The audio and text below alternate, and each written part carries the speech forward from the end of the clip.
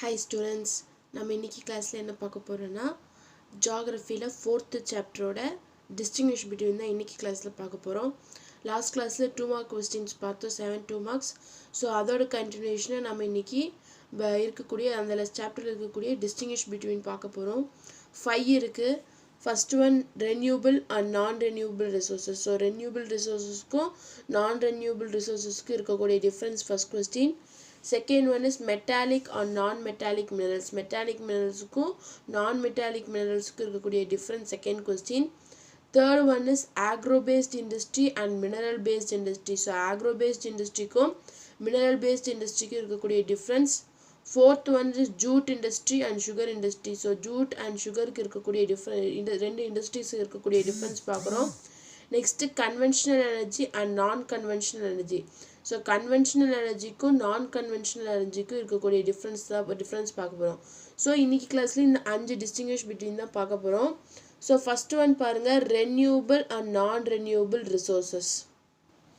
பாருங்க renewable non-renewable resources. Renewable resources are those which have natural regeneration after their utilization. So renewable resources அப்படிங்கிறது வந்துட்டு natural நம்ம utilise பண்ணதுக்கு அப்புறம் அது நேச்சுரலாவே ரீஜெனரேட் ஆயிடும். அதான் சொல்றாங்க renewable resources are those which have natural regeneration after utilization. நம்ம அதை யூட்டிலைஸ் பண்ணதுக்கு அப்புறம் அது வந்துட்டு நேச்சுரலாவே ரீஜெனரேட் மறுபடியும் வர ஆரம்பிச்சிடும். Non-renewable னு பார்க்கும்போது non-renewable resources are those that cannot be replaced again after utilization.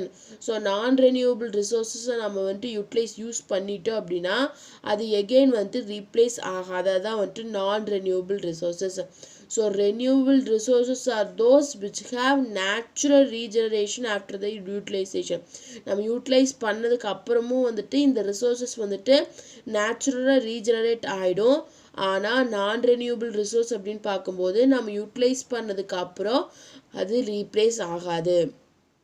இதுக்கு எக்ஸாம்பிள் பாருங்க ரெனியூபிளுக்கு solar energy, wind energy, tidal energy, wave energy இது எல்லாமே வந்து நம்ம யூட்டிலைஸ் பண்ண அது ரீஜெனரேட் ஆயிட்டே இருக்கும். ஆனால் நான் ரெனியூபிள் ரிசோர்சஸ் பார்க்கும்போது கோல், பெட்ரோலியம், நேச்சுரல் கேஸ் இது எல்லாத்தையும் நம்ம யூட்டிலைஸ் பண்ணி முடிச்சிட்டோம் அப்படின்னா அதனால வந்துட்டு ரீப்ளேஸ் ஆக முடியாது, ரீஜெனரேட் ஆகாது அப்படிங்கிறாங்க.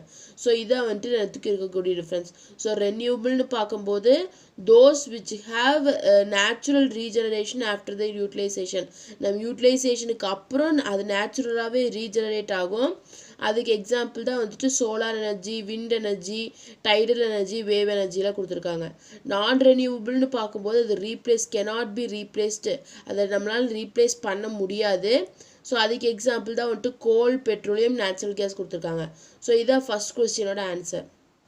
செகண்ட் கொஸ்டின் பாருங்க metallic and non metallic minerals. Metallic மினரல்ஸுக்கும் நான் மெட்டாலிக் மினரல்ஸுக்கும் இருக்கக்கூடிய டிஃப்ரென்ஸ் கேட்குறாங்க. இதான் செகண்ட் கொஸ்டின். பாருங்க metallic minerals and non metallic minerals. So metallic minerals are the minerals which contain one or more metallic elements in them. So metallic minerals அப்படிங்கிறது என்னன்னா அது ஒரு மினரல் தான், அதில் வந்துட்டு one or more metallic element வந்து இருக்கும். ஒரு மினரலில் வந்துட்டு ஒன்று இல்லாட்டி அதுக்கு மேலே மெட்டாலிக் எலமெண்ட் இருந்தால் அதைத்தான் நம்ம வந்துட்டு மெட்டாலிக் மினரல்ஸ்ன்னு சொல்கிறோம். நான் மெட்டாலிக் மினரல்ஸ்னு பார்க்கும்போது non metallic minerals do not contain metals in them. So non metallic மினரல்ஸில் வந்துட்டு மெட்டல்ஸ் வந்து இருக்காது. மெட்டாலிக் மினரல்ஸில் வந்துட்டு one or more metallic elements வந்துட்டு இருக்கும் அப்படிங்கிறாங்க. These deposits consist of variety of valuable metals such as iron, manganese, copper, bauxite, nickel, zinc, lead and gold. So இந்த மெட்டாலிக் மினரல்ஸில் வந்துட்டு இருக்கக்கூடிய டெபாசிட்ஸில் இருக்கக்கூடிய எல்லா மெட்டல்ஸுமே ரொம்ப வேல்யூபிளான ஒன்றுங்கிறாங்க. Iron, manganese, copper, bauxite, nickel, zinc, lead, gold. So இது எல்லாமே வேல்யூபிளானது அப்படிங்கிறாங்க. நான் மெட்டாலிக் மினரல்ஸில் பார்க்கும்போது அங்கே மெட்டல்ஸே இருக்காது. ஸோ அதனால் எக்ஸாம்பிள் என்னென்னா mica, limestone, gypsum, nitrate, potash, dolomite, coal, petroleum etcetera are the non metallic minerals. So இது எல்லாமே வந்துட்டு non metallic minerals. So metallic minerals non metallic மினரல்ஸ்னு பார்க்கும்போது ஃபர்ஸ்ட் மெட்டாலிக் மினரல்ஸ்ல என்ன இருக்கும் மெட்டாலிக் எலிமெண்ட்ஸ் வந்துட்டு இருக்கும் அதாவது ஒரு மினரல்ல வந்துட்டு one or more metallic elements வந்துட்டு இருக்கும் அதைத்தான் நம்ம வந்துட்டு மெட்டாலிக் மினரல்ஸ்னு சொல்றோம் நான் மெட்டாலிக் மினரல்ஸ் அப்படின்னு பார்க்கும்போது அங்கே எந்த வித மெட்டல்ஸும் வந்துட்டு ஒரு மினரலில் வந்துட்டு இருக்காது அதைத்தான் வந்துட்டு நான் மெட்டாலிக் மினரல்ஸ்னு சொல்கிறோம் ஸோ மெட்டாலிக் மினரல்ஸ் பார்க்கும்போது இதில் இருக்க இந்த டெபாசிட்டில் இருக்கக்கூடிய எல்லா மெட்டல்ஸுமே ரொம்ப வேல்யூபிளான ஒன்று iron manganese copper bauxite nickel zinc lead gold இது எல்லாமே வந்துட்டு இந்த மெட்டாலிக் மினரல்ஸில் இருக்கும் நான் மெட்டாலிக் மினரல்ஸ்னு பார்க்கும்போது அதில் மெட்டல்ஸ் இல்லை ஸோ அதுக்கு எக்ஸாம்பிள் என்னன்னா mica limestone gypsum nitrate potash dolomite coal petroleum இது எல்லாமே வந்துட்டு நான் மெட்டாலிக் மினரல்ஸுக்கு எக்ஸாம்பிள் அப்படின்னு சொல்கிறாங்க ஸோ இதான் வந்துட்டு மெட்டாலிக் அண்ட் நான் மெட்டாலிக் மினரல்ஸுக்கு இருக்கக்கூடிய டிஃப்ரென்ஸ் நெக்ஸ்ட் கொஸ்டின் பாருங்கள் agro based industry and mineral based industry so agro based industry ko mineral based industry ku irukkudiya difference kekranga idha vandu next third question parunga agro based industry mineral based industry so agro based industry these industries use agricultural products as their raw materials so agro based industry enna பண்ணுவாங்க agriculture மூலமா வரக்கூடிய ப்ராடக்ட்ஸை தான் வந்து அவங்க ரா மெட்டீரியலாக use பண்ணுவாங்க agro based இண்டஸ்ட்ரியில் மினரல் பேஸ்ட் இண்டஸ்ட்ரின்னு பார்க்கும்போது here metallic and non metallic minerals are used as raw materials so mineral based இண்டஸ்ட்ரியில் மெட்டாலிக் அண்ட் நான் மெட்டாலிக் மினரல்ஸை வந்துட்டு ரா மெட்டீரியலாக யூஸ் பண்ணுவாங்க அப்படிங்கிறாங்க ஆக்ரோ பேஸ்ட் இண்டஸ்ட்ரியில் அக்ரிகல்ச்சரல் ப்ராடக்ட்ஸை வந்துட்டு ரா மெட்டீரியலாக யூஸ் பண்ணுவாங்க மினரல் பேஸ்ட் இண்டஸ்ட்ரியில் மெட்டாலிக் அண்ட் நான் மெட்டாலிக் மினரல்ஸை வந்துட்டு ரா மெட்டீரியலாக யூஸ் பண்ணுவாங்க அப்படிங்கிறாங்க most of these factories are located near the areas of cultivation so agro based industry மோஸ்ட்டாக எங்கே லொக்கேட் ஆகிருக்கும் அப்படின்னா கல்டிவேஷன் அதாவது ஃபார்ம்ஸுக்கு பக்கத்தில் அது எங்கே வந்துட்டு இந்த அக்ரிகல்ச்சர் பண்ணி அந்த ப்ராடக்ட்ஸ் வருதோ அந்த கல்டிவேஷன் ஏரியாவுக்கு பக்கத்துலேயே வந்துட்டு ஃபேக்ட்ரிஸ் வந்துட்டு இருக்கும் அப்படிங்கிறாங்க மினரல் பேஸ்ட் இண்டஸ்ட்ரி பார்க்கும்போது these industries are located near to the source of minerals so இந்த இண்டஸ்ட்ரி எங்கே லொக்கேட் ஆகிருக்கும் அப்படின்னா எங்கெங்கே இந்த மினரல் சோர்ஸஸ்லாம் அதிகமாக இருக்கோ அந்த பிளேஸில் வந்துட்டு இந்த மினரல் பேஸ்ட் இண்டஸ்ட்ரி வந்துட்டு லொக்கேட் ஆகிருக்கும் அப்படிங்கிறாங்க ஸோ ஆக்ரோ பேஸ்ட் இண்டஸ்ட்ரி வந்துட்டு எந்த இடத்துல லொக்கேட் ஆகிருக்குன்னா ஏரியா ஆஃப் கல்டிவேஷன் எந்த இடத்துல வந்துட்டு கல்டிவேட் பண்ணுறாங்களோ அந்த இடத்துல வந்துட்டு முக்கியமாக எந்த இடத்துல கல்டிவேட் பண்ணுறாங்கன்னா முக்கியமாக அந்த இண்டஸ்ட்ரி வந்துட்டு எந்த அக்ரிகல்ச்சர் ப்ராடக்டை டிபெண்ட் பண்ணி இருக்கோ அந்த அக்ரிகல்ச்சரல் ப்ராடக்ட் வந்துட்டு எங்கே கல்டிவேட் பண்ணுறாங்களோ அந்த ஏரியாவில் வந்துட்டு இருக்கும் அப்படிங்கிறாங்க மினரல் பேஸ்ட் இண்டஸ்ட்ரின்னு பார்க்கும்போது இந்த இண்டஸ்ட்ரீஸ் வந்துட்டு மினரல் சோர்ஸ் வந்து எங்கே அதிகமாக இருக்கோ அது பக்கத்துலேயே இந்த மினரல் பேஸ்ட் இண்டஸ்ட்ரி இருக்கும் அப்படிங்கிறாங்க cotton textile industry and sugar industry or agro based industry so cotton textile and சுகருக்கு வந்துட்டு சுகர் கேன் வேணும் அதுவும் வந்துட்டு ஒரு agricultural product so sugar industry வந்துட்டு சுகர் கேன் டிபெண்ட் பண்ணி இருக்கும் காட்டன் டெக்ஸ்டைல் இண்டஸ்ட்ரின்னு பார்க்கும்போது இந்த காட்டன் அந்த பருத்தி கொட்டை பஞ்சுன்னு பருத்தி கொட்டை சொல்கிறாங்களே அதை டிபெண்ட் பண்ணி இருக்கும் ஸோ இந்த ரெண்டுமே வந்துட்டு ஆக்ரோ பேஸ்ட் இண்டஸ்ட்ரீஸ்க்கு ஒரு எக்ஸாம்பிள் தான் நெக்ஸ்ட் மினரல் பேஸ்ட்னு பார்க்கும்போது cement and steel and iron industries cement steel and iron industries are mineral based industries so cement iron and steel industry so இது எல்லாமே வந்துட்டு மினரல் பேஸ்ட் இண்டஸ்ட்ரிக்கு கீழே வருங்கிறாங்க so agro based industry mineral based இண்டஸ்ட்ரின்னு பார்க்கும்போது ஆக்ரோ பேஸ்ட் இண்டஸ்ட்ரிங்க வந்துட்டு இந்த இண்டஸ்ட்ரீஸ் வந்துட்டு அக்ரிகல்ச்சரல் ப்ராடக்ட்ஸை வந்துட்டு ரா மெட்டீரியலாக யூஸ் பண்ணுவாங்க மினரல் பேஸ்ட் இண்டஸ்ட்ரிஸ் பார்க்கும்போது மெட்டாலிக் அண்ட் நான் மெட்டாலிக் மினரல்ஸை வந்துட்டு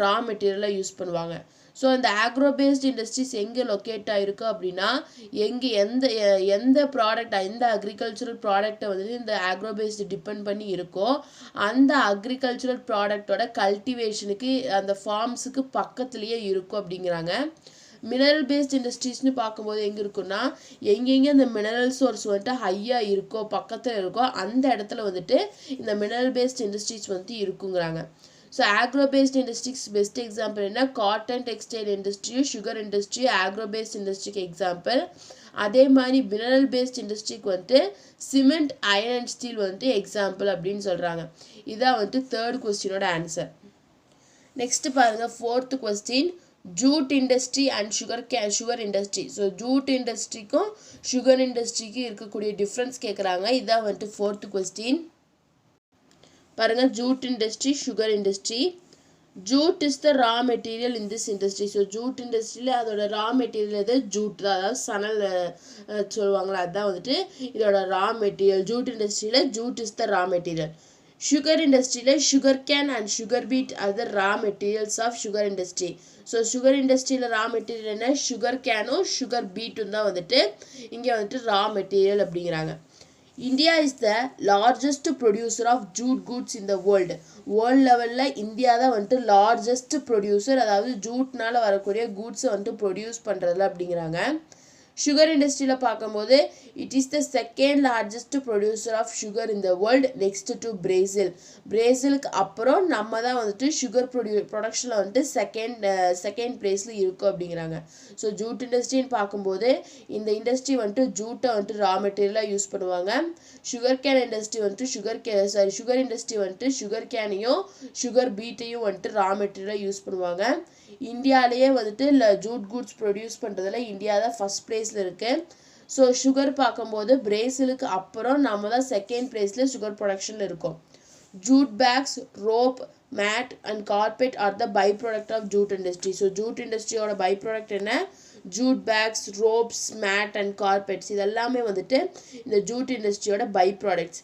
சுகர் இண்டஸ்ட்ரி பார்க்கும்போது the main by products are bagasse, molasses and press mud. So sugar இண்டஸ்ட்ரியோட மெயின் பை ப்ராடக்ட்ஸ் என்ன? பேக்கேஸ், மொலாசஸ் அண்ட் ப்ரெஸ்மெட் இதெல்லாமே வந்துட்டு இந்த சுகர் இண்டஸ்ட்ரியோட பை ப்ராடக்ட்ஸ் அப்படிங்கிறாங்க. ஸோ ஜூட் இண்டஸ்ட்ரி, சுகர் இண்டஸ்ட்ரின்னு பார்க்கும்போது ஜூட் இண்டஸ்ட்ரி வந்துட்டு ஜூட்டை வந்துட்டு ரா மெட்டீரியலாக யூஸ் பண்ணுவாங்க. சுகர் இண்டஸ்ட்ரி வந்துட்டு சுகர் கேனையும் சுகர் பீட்டையும் ரா மெட்டீரியலாக யூஸ் பண்ணுவாங்க. ஜூட் இண்டஸ்ட்ரி நம்ம இந்தியா வந்துட்டு ஜூட் ப்ரொடக்ஷன் ஜூட்டை கூட்ஸில் வந்துட்டு ஃபஸ்ட் பிளேஸில் இருக்கோம். சுகர் இண்டஸ்ட்ரியில் வந்துட்டு பிரேசிலுக்கு அப்புறம் நம்ம செகண்ட் பிளேஸில் சுகர் ப்ரொடக்ஷனில் இருக்கோம். நெக்ஸ்ட் இதுக்கு வந்துட்டு என்னென்ன ப்ரொடியூஸ் பண்ணுவாங்க? By product. இந்த ஜூட் இண்டஸ்ட்ரியோட பை ப்ராடக்ட் என்னென்னா jute bags, rope, mat, carpet இதெல்லாமே வந்துட்டு ஜூட்டோட பை ப்ராடக்ட். இங்கே சுகர் இண்டஸ்ட்ரியோட பை ப்ராடக்ட் என்னென்னா பேக்கேஸ், மொலாசஸ், ப்ரெஸ்மெட் இதெல்லாமே வந்துட்டு இந்த சுகர் இண்டஸ்ட்ரியோட பை ப்ராடக்ட் அப்படிங்கிறாங்க. ஸோ இதான் வந்துட்டு 4th கொஸ்டினோட ஆன்சர். நெக்ஸ்ட்டு 5th கொஸ்டின் பாருங்கள். Conventional energy and non conventional energy. So conventional எனர்ஜிக்கும் நான் கன்வென்ஷனல் எனர்ஜிக்கும் இருக்கக்கூடிய டிஃப்ரென்ஸ் கேட்குறாங்க. இதுதான் வந்துட்டு 5th கொஸ்டின். பாருங்கள், கன்வென்ஷனல் எனர்ஜி, நான் conventional energy. Conventional energy sources. Conventional energy sources are non-renewable resources. So conventional energy sources வந்துட்டு ஒரு non-renewable resources, அதாவது நம்ம யூட்டிலைஸ் பண்ணதுக்கப்புறம் அதை ரீஜெனரேட் பண்ண முடியாது அப்படிங்கிறாங்க. நான் கன்வென்ஷனல் எனர்ஜி சோர்சஸ்னு பார்க்கும்போது non conventional energy sources are renewable energy sources. So இந்த நான் கன்வென்ஷனல் எனர்ஜி சோர்ஸ் என்ன? ரெனியூபிள், நம்மளால் யூட்டிலைஸ்க்கு அப்புறம் நம்மளால் ரீஜெனரேட் பண்ண முடியும் அப்படிங்கிறாங்க. So conventional energy sources are non renewable resources, non conventional energy source are renewable ரிசோர்ஸஸ்ங்கிறாங்க. பாருங்கள், cannot be renewed again and again. நம்ம யூஸ் பண்ணதுக்கப்புறம் again and again நம்மளால் ரெனியூ பண்ண முடியாது.